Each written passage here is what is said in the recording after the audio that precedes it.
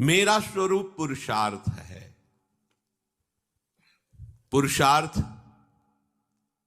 जो हमारे अंदर की सामर्थ्य है वो प्रभु। सामर्थ्य हट गई, क्या रह गया? हमारी सामर्थ्य क्या है? प्रभु है। पर अहंकार में इसी सामर्थ्य से हमारी दुर्गति हुई है। हर बात को समझो। देह भाव करके इस अहंकार में विचरण करने से हमारी दुर्गति हो गई है। वो है भगवत स्वरूप। जो बल है, जो पौरुष है, ये भगवत स्वरूप है, प्रभु का दिया हुआ है।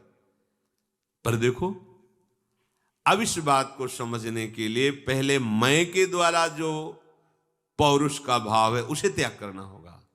ये भाव स्वीकार करना होगा, ये प्रभु प्रदत्त हमारे हृदय में ये पौरुष है। इस पौरुष का प्रयोग दूसरों को सुख प्रदान करने के लिए, सुख देवे को चावचित, बहुत जल्दी जीवन मुक्त होने के लिए ये बहुत सुंदर सूत्र है। अपने पौरुष का प्रयोग दूसरों के सुख के लिए करे, शास्त्र संयम में रहकर। इसलिए खोल के एक एक शब्द कि नहीं तो आप उसे गलत मार्ग में ले जाएंगे। दूसरा, अपनी वासना की पूर्ति के लिए प्रेरित कर रहा है तो हम कहेंगे दूसरों को सुख देने के लिए। शास्त्र मर्यादा से युक्त होकर अपने पौरुष का प्रयोग परहित के लिए करे। सुख देवे को चावचित, सब सोहित निष्काम, या सुधर्म हरिवंश को नाम गिरा विश्राम।